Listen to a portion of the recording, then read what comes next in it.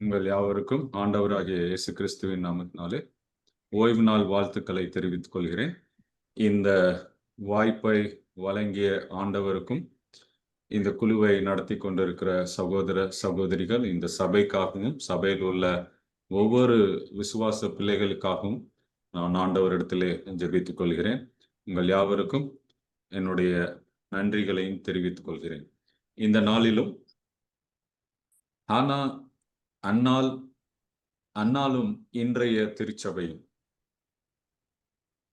16ஆம் நூற்றாண்டில் John knocks என்ற ஒரு தேவ மனிதன் அநேக பிள்ளைகளை ஆண்டவரிடத்திலே வழிநடத்தி கொண்டிருந்தார்.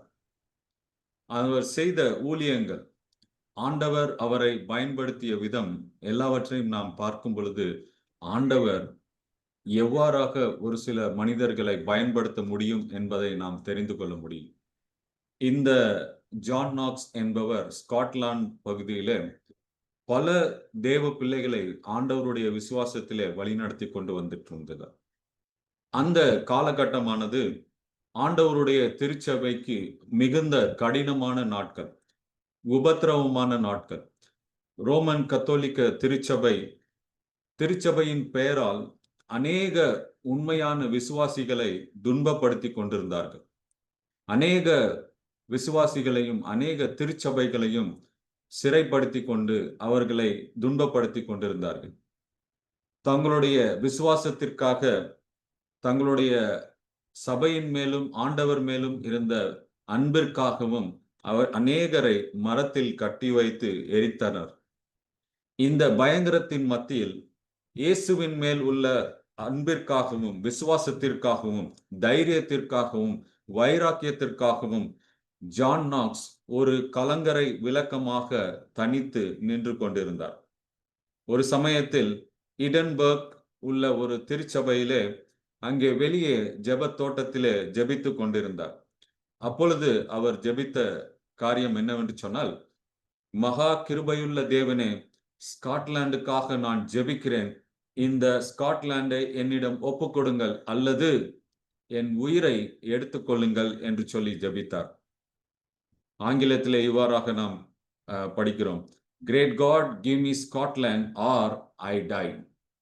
இவ்வாறாக அவர் அந்த நகரத்திற்காகவும் அங்கு என்ன கஷ்டங்கள் நடந்து கொண்டிருந்தது என்பதை குறித்து மனபாரத்தோடு, அங்கு உள்ள மக்கள் நரகத்திற்கு செல்வதை பார்ப்பதை விட நான் மரிப்பது நலம் என்று சொல்லி அந்த ஜான் நாக்ஸ் அங்கே அந்த பட்டணத்திற்காக ஜெபித்துக் கொண்டிருந்தார் என்று சொல்லி நாம் படிக்கிறோம்.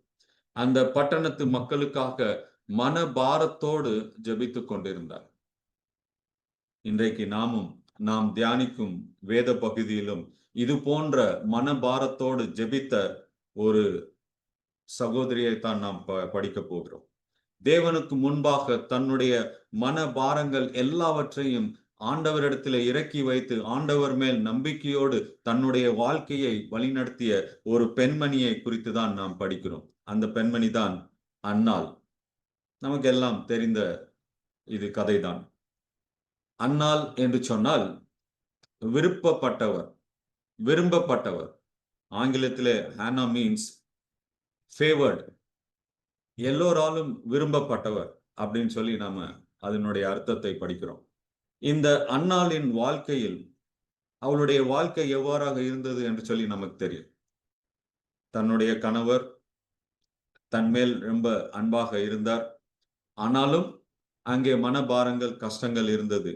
அன்னாளின் வாழ்க்கையில் அவளுடைய மிக முக்கியமான பிரச்சனை என்னவென்று சொன்னால், தனக்கு குழந்தை இல்லை. தான் ஒரு மலடியாக இருந்தாள். ஆண்டவர் எவ்வாறு என்னை ஆசீர்வதிப்பார்? என்னுடைய தரிசான நிலம், என்னுடைய மலட்டு தன்மையிலிருந்து ஆண்டவர் என்னுடைய வாழ்க்கையை எப்படி ஆசீர்வதிக்கப் போகிறார் என்று சொல்லி ஒவ்வொரு நாளும் துக்கித்துக் கொண்டிருந்தார். ஆனால் ஆண்டவர் அன்னாளுடைய வாழ்க்கையை எவ்வாறு ஆசீர்வதித்தார் என்று சொல்லிதான் நாம் தியானிக்க போகிறோம். முதலாவது நாம் தெரிந்து கொள்வது 1 சாமுவேல் 1ஆம் அதிகாரம் 2வது வசனம், 5வது வசனம், 6வது வசனத்தை நாம் படித்து பார்த்தோம் என்று சொன்னால், அன்னாளுக்கோ பிள்ளை இல்லை. ஹானா வாஸ் பேரன். அன்னாளுக்கு குழந்தை இல்லை. ஏன்? என்ன காரணம்? எதனால் அவர்களுக்கு குழந்தை இல்லை? அப்படின்னு சில காரணங்களை நாம் படித்து பார்த்தோம் என்று சொன்னால், ஒருவேளை அவர்களுடைய கணவர் சரியான உடல் நிலையில் இல்லையோ அப்படின்னு சொல்லி கேள்வி வரலாம். ஆனால் எல்கானா மிகுந்த ஆரோக்கியத்தோடும் தன்னுடைய மனைவியை மிகவும் நேசித்தான் என்று சொல்லி 1ஆம் அதிகாரம் 5வது வசனத்திலே நாம் வாசிக்கிறோம். அந்த வசனத்தை நாம் வாசித்து பார்த்தோம் என்று சொன்னால், அன்னாளுக்கு இரட்டிப்பான பங்குகளை கொடுப்பார் அப்படின்னு சொல்லி நாம் வாசிக்கிறோம். அப்படி என்று சொன்னால் தன்னுடைய மனைவியை மிகவும் நேசித்தார். அவர்களுடைய உறவு மிகுந்த ஐக்கியமாக காணப்பட்டது. அப்படி இருந்தும் ஏன் அவர்களுக்கு குழந்தை இல்லை? ஒருவேளை அன்னாள் வயது முறிந்தவர்களா இருந்தார்களா அப்படின்னு சொன்னா இல்லை. ஆனால் எல்கானா மேல எதுவும் பிரச்சனை இருக்குமோ அப்படின்னு சொல்லி பார்த்தா, எல்கானாவுக்கு இன்னொரு மனைவி இருந்தால் அவர்களுக்கு அநேக பிள்ளைகள் இருந்தது அப்படின்னு சொல்லி பார்க்க. அப்படி பார்க்கும்போது எல்கானா மேல எந்த குறைபாடுகளும் இல்லை. அன்னாள் மேலும் எந்த குறைபாடுகளும் இல்லை. அப்படி என்று சொன்னால் என்ன காரணத்திற்காக அவர்களுக்கு குழந்தை இல்லை அப்படின்னு சொல்லி நாம் பார்த்தோம் என்று சொன்னால், வசனம் 5 நாம் படிக்கிறோம், கர்த்தர் அவளுடைய கர்ப்பத்தை அடைத்திருந்தால். இந்த வார்த்தை அநேக இடங்கள்ல நாம் படிச்சிருக்கிறோம்.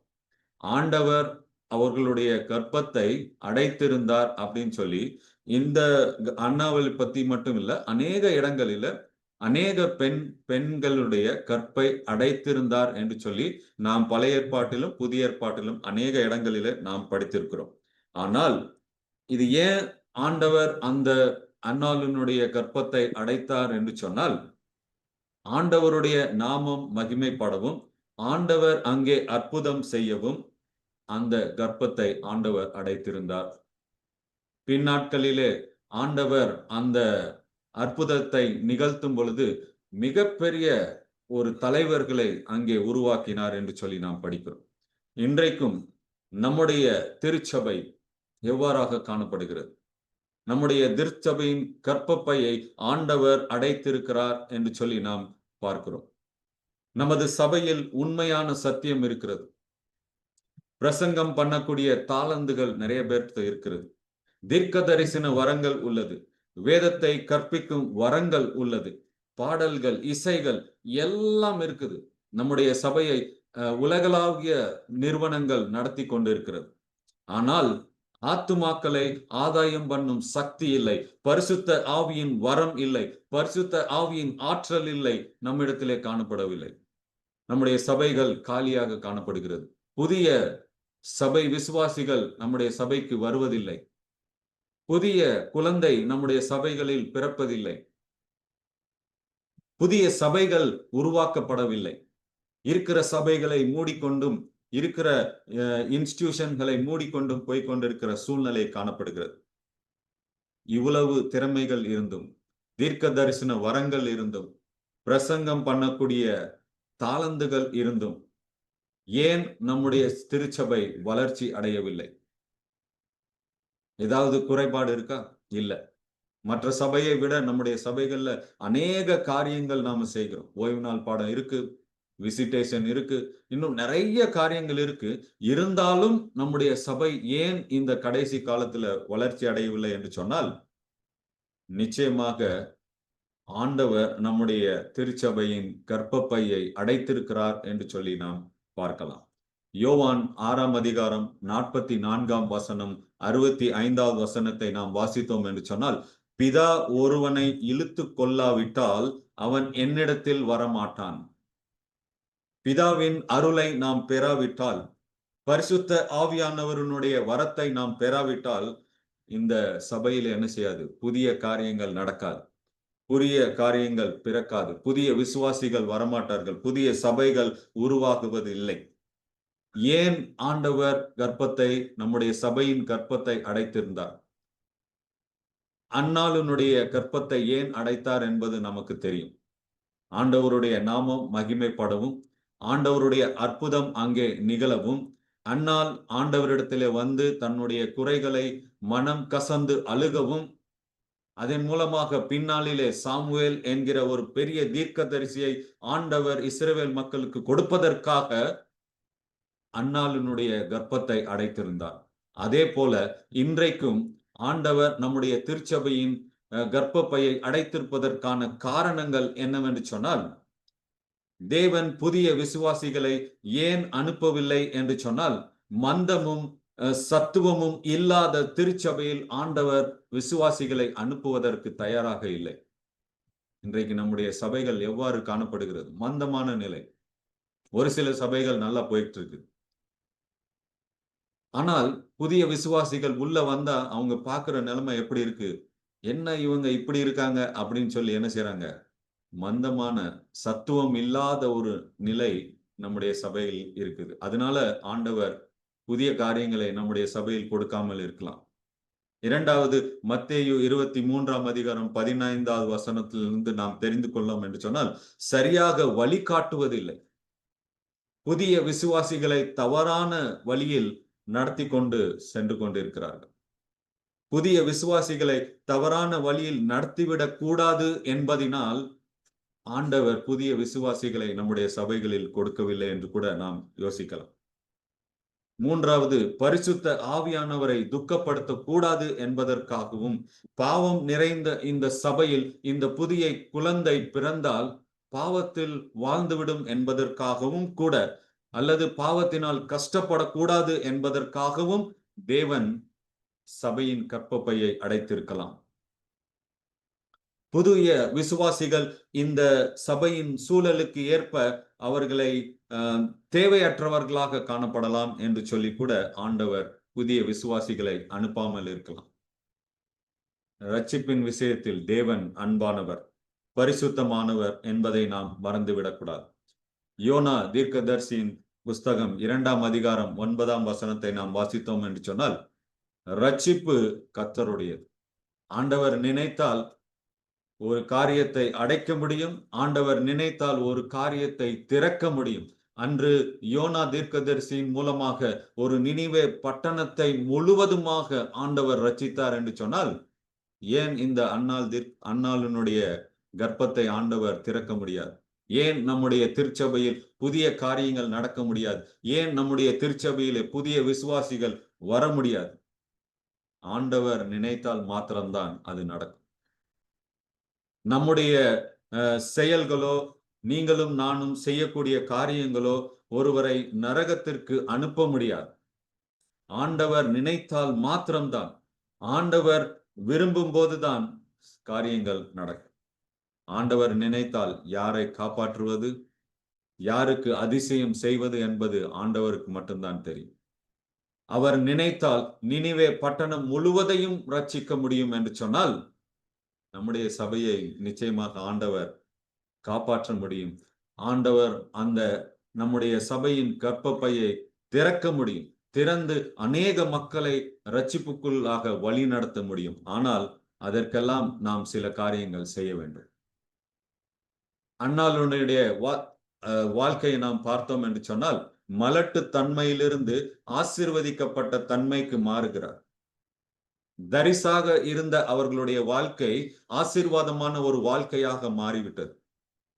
அது ஒரு சில காரியத்தினால அவங்க அந்த ஆசீர்வாதத்தை பெற்றுக்கொண்டார்கள். திடீர்னு அவங்க அந்த ஆசீர்வாதத்தை பெற்றுக்கொள்ளவில்லை. அதுக்காக சில காரியங்கள் அவர்கள் செய்தார்கள். அப்படி அவர்கள் செய்த காரியத்தின் நிமித்தமாக அன்னாளுக்கு ஆண்டவர் ஒரு குழந்தை பாக்கியத்தை கொடுத்தார். அந்த குழந்தை தான் சாமுவேல் தீர்க்கதரிசி. மிகப்பெரிய தலைவராக அவர் உருவெடுத்தார்.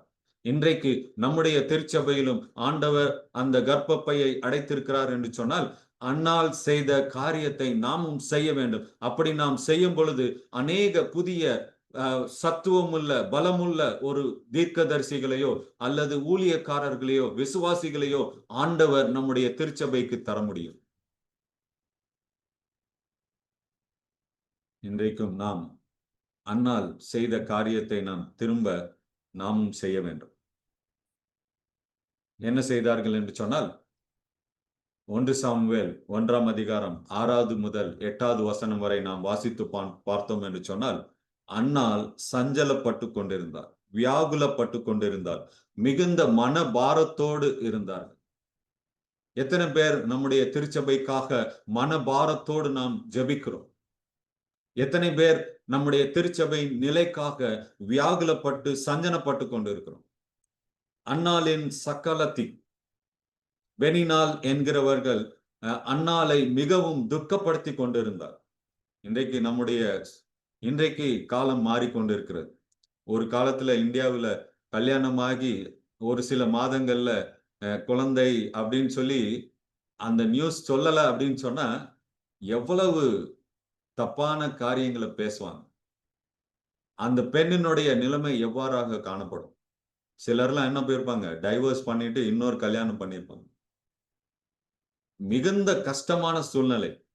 வார்த்தைகளால் இந்த பெண்ணினால் அன்னாளை கடினப்படுத்தி கொண்டிருந்தால், விசனப்படுத்தி கொண்டிருந்தால், கஷ்டப்படுத்தி கொண்டிருந்தால். இந்த நிலைமை நமக்கும் வந்திருக்கிறது. அநேகர் இந்த விசுவாசத்தை ஏற்றுக்கொண்டு திருச்சபைக்கு வந்த பொழுது எத்தனையோ பேர் அவர்களை காயப்படுத்தி இருக்கலாம், கஷ்டப்படுத்தி இருக்கலாம். உலகத்துல எத்தனையோ திருச்சபைகள் இருக்கு. ஏன் இந்த அட்வென்ட் திருச்சபையை நீர் தேர்ந்து கொண்டீர்? இந்த திருச்சபையில் என்னத்தை நீங்கள் கண்டீர்கள் என்று சொல்லி அநேக விசுவாச பிள்ளைகளை கஷ்டப்படுத்தி இருக்கலாம், காயப்படுத்தி இருக்கலாம். இந்த திருச்சபை ஒரு மந்தமான திருச்சபையாக காணப்படுகிறது. அதில் ஏன் நீங்கள் போய் சேர்ந்தீர்கள் என்று சொல்லி நம்மை அநேகர் காயப்படுத்தி இருக்கலாம். எல்லோரும் ஞாயிற்றுக்கிழமை ஆராதனைக்கு செல்கிறார்கள், ஆனால் நீங்கள் ஏன் சனிக்கிழமை செல்கிறீர்கள் என்று சொல்லி நம்மை கஷ்டப்படுத்தி இருக்கலாம். அன்னாளினுடைய வாழ்க்கையிலே பெனினால் எவ்வாறாக காயப்படுத்தினார்களோ அதே போல நம்முடைய திருச்சபையில் வந்த ஒவ்வொரு விசுவாச பிள்ளைகளும் காயப்பட்டிருக்கலாம், கஷ்டப்பட்டிருக்கலாம். நம்முடைய சொந்த பந்தங்களே நம்மை குறித்து காயப்படுத்தி இருக்கலாம். என்னுடைய தகப்பனார் அட்வென்ட் சத்தியத்தை ஏற்றுக்கொண்ட பொழுது பாஸ்டர் வில்மாட் அவர்களுடைய பிரசங்கத்தை கேட்டு இந்த திருச்சபைக்கு வந்த பொழுது அவர்களுடைய அண்ணன், தங்கை, அவர்களுடைய அக்கா எல்லாரும் அவ்வளவு கஷ்டப்படுத்தினார். ஏன் இந்த திருச்சபைக்கு போற? இப்ப நல்லா தானே இருக்கு, இந்த சபையில என்ன குறை? இந்த சபையை விட்டு ஏன் அட்வென்ட் சபைக்கு நீங்க போகிறீங்க அப்படின்னு சொல்லி அவரை கஷ்டப்படுத்தினாங்க. நீ நல்லா இருக்க மாட்ட, நீ கஷ்டப்பட போற, இந்த சபையை விட்டு போன அப்படின்னு சொல்லி அவர்களை கஷ்டப்படுத்தினார். ஆனால் ஆண்டவர் அவர்களை கைவிடவில்லை. அன்னாலும் அதே போல தன்னுடைய ஜெபத்திலே தன்னுடைய மனதில் ஏற்பட்ட காரியங்களை குறித்து மனம் கஷ்டப்படுத்துறார். சாப்பிடவில்லை, அழுது துக்கித்துக் கொண்டிருந்தார்கள். எல்கானாவும் பெனினாலுக்கும் அதை பற்றி எந்த கவலையும் இல்லை. ஏனால் அவர்களுக்கு குழந்தைகள் இருந்தது. இந்த பிரச்சனைகள் அன்னாளின் இதயத்தை உடைத்தது, துக்கப்பட்டது. அன்னாள் கவலைக்கிடமாக இருந்து சாப்பிடவில்லை. சில நேரங்களிலே பெனினால் மீதும் தன்னுடைய கணவர் மீதும் அவர்கள் கோபப்பட்டார்கள். ஏன் ஆண்டவர் மீதும் அவர்களுக்கு கோபம் இருந்திருக்கலாம். அதே போலதான் தேவனுடைய ஆலயத்தில் இருந்து தொலைந்து போன ஆத்துமாவுக்காக நாம் பாரத்தோடு துக்கப்படுகிறோமா? சபையை விட்டு சென்ற, சபைக்கு வராமல் இருக்கிற ஆத்துமாக்களுக்காக நாம் துக்கப்படுகிறோமா, வியாகுலப்படுகிறோமா, விசனப்படுகிறோமா? அல்லது தொலைந்தது சாத்தான், தொலைந்தது பிசாசு, அநேகர் சந்தோஷப்படுகிறோமா?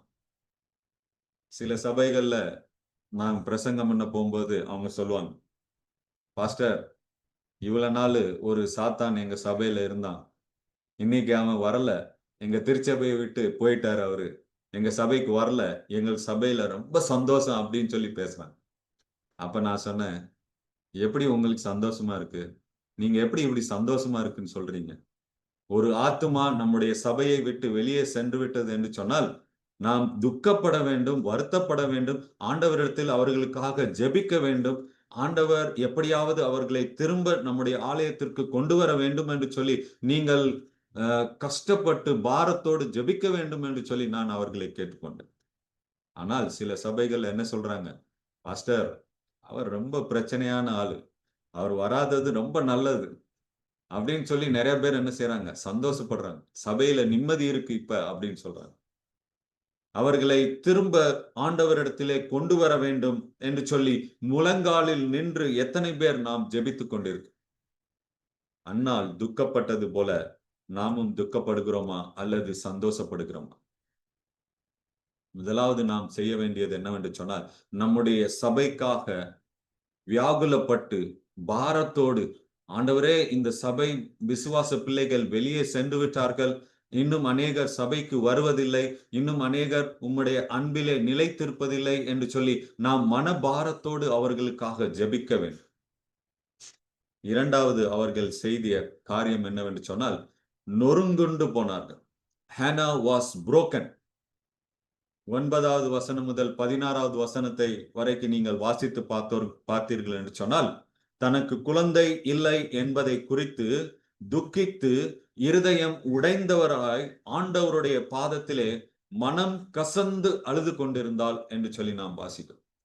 தன்னுடைய மன பாரத்தை ஆண்டவரிடத்திலே விண்ணப்பமாக ஜெபித்துக் கொண்டிருந்தாள் என்று சொல்லி நாம் பார்க்கிறோம். அடுத்தபடியாக ஆண்டவரிடத்திலே ஒரு பொருத்தனை பண்ணினார்.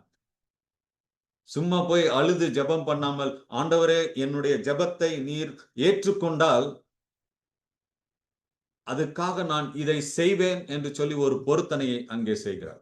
எனக்கு ஒரு குழந்தையை நீங்கள் கொடுத்தீர்கள் என்று சொன்னால், அந்த குழந்தையை உம்முடைய ஆலயத்திற்கு ஊழியம் செய்வதற்காக நான் ஒப்பு கொடுப்பேன் என்று சொல்லி ஒரு பொருத்தனையை அன்னாள் அங்கே செய்தார்.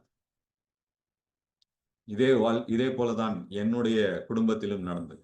என்னுடைய தகப்பனாருக்கு திருமணமாகி 5 வருடங்கள் குழந்தை இல்லை.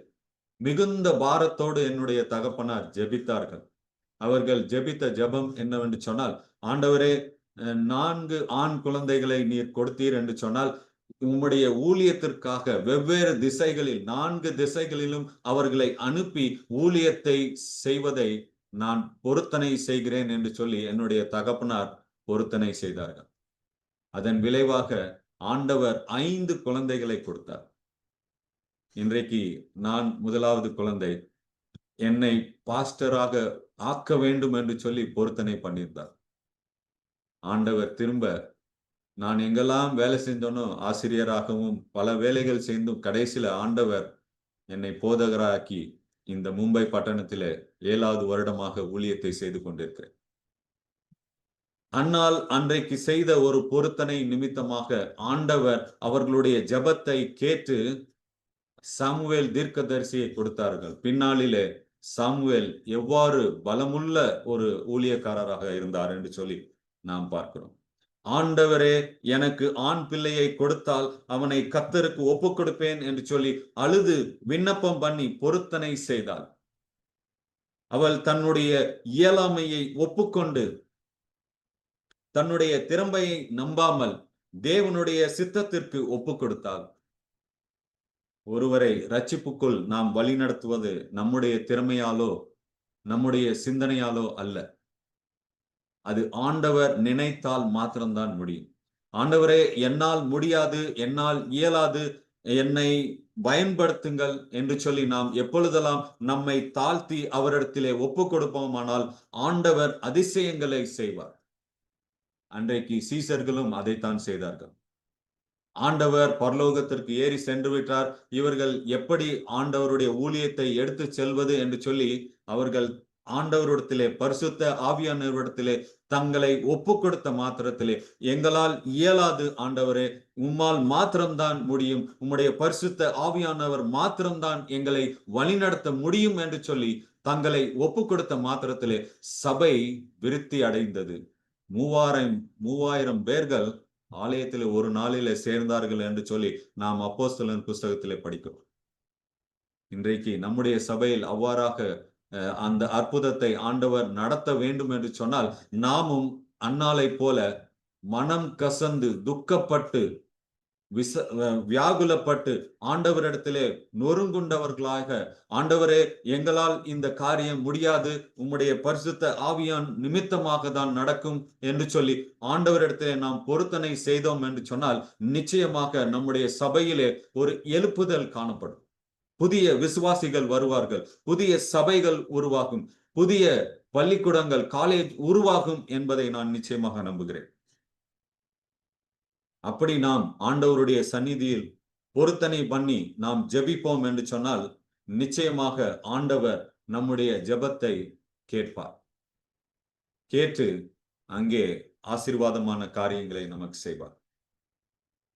எத்தனை முறை நாம் அன்னாலை போல நம்முடைய சபைகளுக்காகவும், சபையின் விசுவாச பிள்ளைகளுக்காகவும், நம்முடைய சபையின் தலைவர்களுக்காகவும், இழந்து போன விசுவாசிகளுக்காக நாம் எத்தனை முறை ஜெபித்திருக்கிறோம். ஒரு சபையிலே ஒரு பிரச்சனை வந்துவிட்டது என்று சொன்னால் உடனே இந்த தலைவரை பார்த்தால் அந்த பிரச்சனை சரியாகிவிடும் என்று சொல்லி ஓடுகிறார்கள். ஆண்டவரிடத்தில் செல்வதை விட்டுவிட்டு இந்த தலைவரை பார்ப்போம், அந்த தலைவரை பார்ப்போம், கோர்ட்டுக்கு போவோம், அரசியல்வாதிகளை நோக்கி ஓடிக்கொண்டு இருக்கிறார். அன்னால் தன்னுடைய பிரச்சனையை ஆண்டவருடைய சமூகத்திலே சென்று பொருத்தனை பண்ணி ஜெபித்தார்கள். அப்படி அவர்கள் அழுது மனம் கசந்து ஜெபித்துக் கொண்டிருப்பதை ஏலி பார்த்து அவரை பார்த்து நகைத்தார்கள், கேலி செய்தார்கள் என்று சொல்லி நாம் பார்க்கிறோம். இன்றும் நாமும் நம்முடைய சபைக்காக மன பாரத்தோடு நாம் ஜெபித்தோம் என்று சொன்னால் நம்மை பார்த்து நம்மளை கேலி செய்து கொண்டிருப்பார்கள். அல்லது இவன் பைத்தியக்காரன், இந்த சபையை பத்தி இவ்வளோ பாரத்தோடு பேசி கொண்டிருக்கிறான் என்று சொல்லி நம்மை பைத்தியக்காரன் என்று சொல்வார்கள். எத்தனை முறை அன்னாலை போல மனம் கசந்து இருதயம் நொறுங்குண்டவர்களாய் மிகுந்த பாரத்தோடு நாம் நம்முடைய சபைக்காக ஜெபித்திருக்கிறோம். எப்படி தன்னுடைய மலட்டு தன்மையிலிருந்து ஆசீர்வாதத்தை அவர்கள் பெற்றார்கள் என்று சொன்னால் துக்கத்தோடும் மனபாரத்தோடும் துயரத்தோடும் ஆண்டவருடைய சந்நிதியில் வந்து ஜெபித்து அழுது பொருத்தனை பண்ணி, ஆண்டவரே என் ஜெபத்தை கேட்டருளும். அப்படி நீங்கள் கேட்கும் பொழுது எனக்காக அல்ல ஆண்டவரே, உம்முடைய சமூகத்திலும் உம்முடைய திருச்சபையிலும் அந்த குழந்தை பணி செய்யும் என்று சொல்லி அவர்கள் பொருத்தனை பண்ணி ஜெபித்தார்கள். அப்படி செய்த பொருத்தனைக்காக ஆண்டவர் அவர்களை ஆசீர்வதித்தார் என்று சொல்லி நாம் பார்க்கிறோம். ஏலி அவர்களுடைய விசுவாசத்தையும் அவர்களுடைய மன துயரத்தையும் அறிந்து கொண்டு ஆண்டவர் உங்களை ஆசீர்வதிப்பார், ஆண்டவர் உங்களுடைய விண்ணப்பத்தை கேட்பார் என்று சொல்லி அவர்களை ஆசீர்வதித்து அனுப்பி வைத்தார். நான்காவதாக நாம் பார்க்கக்கூடிய காரியம் என்னவென்று சொன்னால், ஹானா வாஸ் பிளஸ்ட். 17ஆம் வசனத்திலிருந்து 23ஆம் வசனம் வரை நாம் வாசித்து பார்த்தோம் என்று சொன்னால், ஆண்டவரால் அன்னாள் ஆசீர்வதிக்கப்பட்டால், ஆண்டவரிடத்திலிருந்து தயை கிடைக்கப்பெற்றது என்று சொல்லி நாம் வாசிக்கிறோம். அன்னாள் தன்னுடைய துக்கத்தையும் வியாகுலத்தையும் ஆண்டவரிடம் விண்ணப்பம் பண்ணிய பொழுது, ஆண்டவரிடம் பொருத்தனை பண்ணி ஜெபித்த பொழுது சமாதானம் கிடைத்தது, தயை கிடைத்தது, கிருபை கிடைத்தது.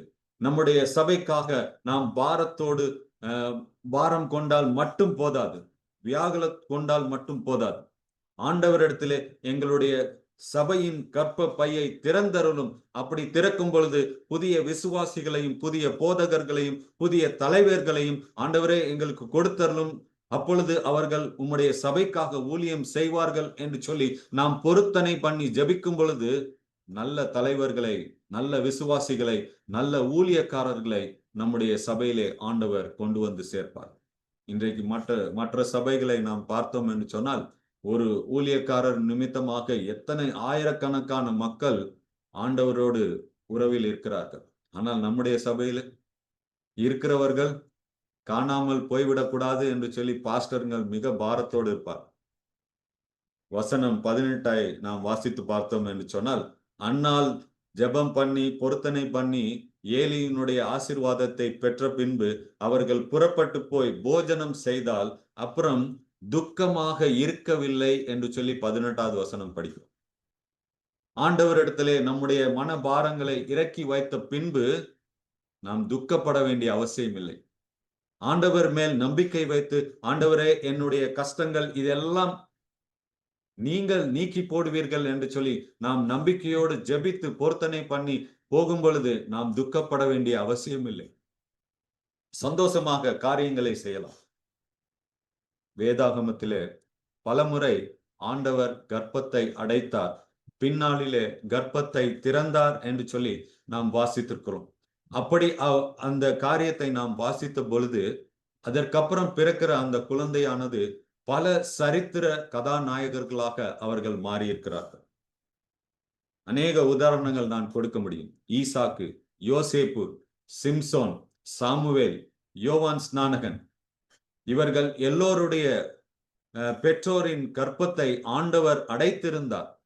பின்னாளிலே அவர்கள் ஜெபம் பண்ணி விண்ணப்பித்த பொழுது ஆண்டவர் அவர்களுடைய கர்ப்பத்தை திறந்தார். அப்படி திறந்த பொழுது பிறந்த இந்த குழந்தைகள் பின்னாளிலே பெரிய சரித்திர கதாநாயகர்களாக மாறி இஸ்ரவேல் மக்களை வழிநடத்தினார்கள். இன்றைக்கும் நம்முடைய திருச்சபையிலே ஆண்டவர் 1844க்கு அப்புறம் அநேக ஊழியக்காரர்களை ஆண்டவர் நம்முடைய சபையிலே கொண்டு வந்தார். திரும்ப ஏன் ஆண்டவர் கர்ப்பத்தை அடைத்தார் என்று சொன்னால், இன்றைக்கும் இந்த கடைசி காலத்திலே ஆண்டவருடைய சத்தியத்தை அநேக மக்களுக்கு எடுத்து சொல்லக்கூடிய விசுவாசிகளையும் ஆசீர்வாதமான போதகர்களையும் உருவாக்குவதற்கு ஆண்டவர் தயாராக இருக்கிறார். நாம் செய்ய வேண்டிய ஒரே காரியம், ஆண்டவரிடத்திலே மனம் கசந்து ஜெபம் பண்ணி பொருத்தனை செய்ய வேண்டும். அப்படி நாம் செய்யும் பொழுது நிச்சயமாக நம்முடைய சபையும் மிகப்பெரிய மாற்றத்தை நாம் காண முடியும்.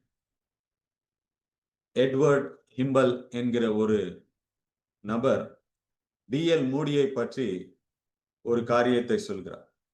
தன்னுடைய 17வது வயதில் டிஎல் மூடி அவர்களுடைய மனம் மாற்றத்தினால் லட்சக்கணக்கான மக்களை ஆண்டவருடைய பாதத்திலே அவர்கள் அழைத்து கொண்டு வந்தார்கள். ஒரே ஒரு மன மாற்றத்தின் நிமித்தமாக, ஒரே ஒருவரின் மன மாற்றத்தின் நிமித்தமாக ஆண்டவர் லட்சக்கணக்கான கோடிக்கணக்கான மக்களை டிஎல் மூடியின் மூலமாக ஆண்டவரிடத்திலே அழைத்து கொண்டு வந்தார் என்று சொல்லி நாம் அறிய முடிகிறது. அப்படிப்பட்ட ஆண்டவர் நமக்கு இருக்கும் பொழுது நாம் மனபாரத்தோடும் ஆண்டவரிடத்திலே பொருத்தனை பண்ணி, ஆண்டவரே எங்களுடைய திருச்சபை உம்முடைய கரத்தில் இருக்கிறது, எங்களுடைய திருச்சபை உம்முடைய பாதத்திலே நாங்கள் சமர்ப்பிக்கிறோம், எங்களுடைய திருச்சபையின் விசுவாச பிள்ளைகளை உம்முடைய பாதத்திலே ஒப்படைக்கிறோம், பொருத்தனை பண்ணி நாம் ஜெபிப்போமானால் நிச்சயமாக ஆண்டவர் நம்முடைய திருச்சபையின் கர்ப்பப்பையை திறந்து அதிலிருந்து வருகிற அநேக ஊழியர்களை சரித்திர நாயகர்களாக மாற்ற முடியும் என்று சொல்லி நாம் விசுவாசிக்கிறோம். இந்த அன்னாளினுடைய வாழ்க்கையின் மூலமாக நாம் கற்றுக்கொள்ளக்கூடிய சில பாடங்கள் என்னவென்று சொன்னால், 1 சாமுவேல் 1ஆம் அதிகாரம் 10ஆம் வசனத்தை நாம் வாசித்தோம் என்று சொன்னால், அன்னாள் தன்னுடைய பிரச்சனைகளை யாரிடம் எடுத்து செல்ல வேண்டும் என்பதை அறிந்திருந்தார்கள். உலக மக்களிடம் சென்று, ஐயோ எனக்கு குழந்தை இல்லை, என்னுடைய பாரத்தை நான் உங்களிடத்திலே கூற வேண்டும் என்று சொல்லி யாரிடம் செல்லவில்லை. அவர்களுக்கு தெரியும், என்னுடைய பிரச்சனையை யாரிடம் எடுத்து சொல்லி எனக்கு பதில் கிடைக்கும் என்பதை அவர்கள் விசுவாசித்திருந்தார்கள். தன்னுடைய பிரச்சனைகளை ஆண்டவரிடம் மாத்திரம் நான் ஒப்பு கொடுத்தால் அவர் மாத்திரம்தான் எனக்கு பதில் அளிப்பார் என்று சொல்லி அவர்களுக்கு தெரிந்திருந்தது. அன்னாளுடைய பிரச்சனைகளை யாரிடம் எடுத்து செல்ல வேண்டும் என்று சொல்லி அறிந்திருந்தார்கள். அதே போல நம்முடைய வாழ்க்கையில் ஏற்படுகிற பிரச்சனைகள், நம்முடைய சபையில் ஏற்படுகிற பிரச்சனைகளை முதலாவது நாம் ஆண்டவரிடத்தில் தான் எடுத்து செல்ல வேண்டும். இரண்டாவது, தேவனுடைய வல்லமையின் மேலும் அவருடைய பலத்தின் மேலும் அவர் செய்கிற கிரியைகளின் மேலும் அன்னாளுக்கு நம்பிக்கை வைத்திருந்தார். நாமும் அன்னாளை போல ஆண்டவர் செய்யக்கூடிய அதிசயமான காரியங்கள், அற்புதமான காரியங்கள் மேல் நமக்கு நம்பிக்கை இருக்க வேண்டும். மூன்றாவதாக, ஆண்டவர் வாக்கு மாறாதவர் என்று விசுவாசித்தார். ஆண்டவர் கொடுத்த வாக்கு மாற மாட்டார், அவர் நிச்சயமாக அந்த வாக்கு தத்தத்தை நிறைவேற்றுவார் என்பதை நாம் விசுவாசிக்க வேண்டும். எப்பொழுது நடக்கும் என்று சொல்லி விசுவாசம் இழந்து அநேகர் இன்று சபையை விட்டு வெளியே சென்று கொண்டிருக்கிறார். அதை தடுக்க வேண்டும் என்று சொன்னால் ஆண்டவர் வாக்கு மாறாதவர் என்று சொல்லி நாம் விசுவாசிக்க வேண்டும். நான்காவதாக, ஆண்டவருடைய திட்டத்திற்கு தன்னை ஒப்பு கொடுத்தார்.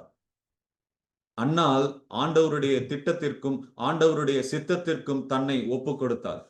தன்னுடைய சுய காரியத்தை வெளிப்படுத்தாமல் தன்னுடைய இயலாமை ஆண்டவரிடத்திலே வந்து ஒப்பு கொடுத்து, ஆண்டவருடைய உம்முடைய சித்தம் என்னவோ அதன்படி நீங்கள் செய்யுங்கள் என்று சொல்லி தன்னை முழுவதுமாக ஆண்டவருக்கு ஒப்பு கொடுத்தார். அப்படி ஒப்பு கொடுத்த பொழுது நமக்கு தெரியும் ஆண்டவர் அநேக அற்புதங்களை அவர்களுடைய வாழ்க்கையிலே காண செய்தார். ஐந்தாவது நாம் தெரிந்து கொள்ளக்கூடிய பாடம் என்னவென்று சொன்னால், ஆண்டவர் செய்த அற்புதத்திற்காக அவரை துதித்து பாடினால் நன்றி கூறினார் என்று சொல்லி 1 சாமுவேல் 2ஆம் அதிகாரம் 1வது வசனம் முதல் 2வது வசனம் வரை நாம் வாசித்து பார்க்க முடியும். அநேக நேரம் நாம் செய்கிற காரியமும் இதுதான். அற்புதங்களையும் அதிசயங்களையும் ஆண்டவரிடத்திலிருந்து நாம் பெற்றுக்கொள்கிறோம். ஆனால் திரும்ப சென்று ஆண்டவரே அதற்காக நன்றி என்று சொல்லி நாம் நன்றி கூறுவதற்கு மறந்து விடுகிறோம். ஆண்டவர் செய்த அற்புதங்களுக்காக அன்னாள் ஆண்டவருடைய பாதத்தில் சென்று அவரை துதித்து பாடி ஆண்டவரே உமக்கு நன்றி என்று சொல்லி துதித்துக் கொண்டிருந்தார்கள் என்று சொல்லி 2ஆம் அதிகாரம் 1வது வசனம் முதல் 2வது வசனம் வரை நாம் வாசிக்கிறோம். இன்றைக்கு நாமும் நம்முடைய குடும்பத்திற்காகவும் நம்முடைய சபைக்காகவும் நம்முடைய விசுவாச பிள்ளைகளுக்காகவும் நம்முடைய தலைவர்களுக்காகவும் இந்த உலகத்தில் இருக்கிற ஒவ்வொரு பிள்ளைகளுக்காகவும் மிகுந்த பாரத்தோடு துக்கத்தோடு வியாகுலத்தோடு ஆண்டவருடைய பாதத்தில் வந்து ஆண்டவரே இந்த காரியங்களை நீக்கி போடும், உம்முடைய வருகை சீக்கிரமாக காணப்பட மனம் கசந்து ஆண்டவரே உம்முடைய வருகையை துரிதப்படுத்த நாம் மனபாரத்தோடும் பொருத்தனை பண்ணி ஜெபிப்போம் என்று சொன்னால் அநேக எழுப்புதல்களை நாம் காண முடியும். அநேக தலைவர்களை ஆண்டவர் உருவாக்குவார்.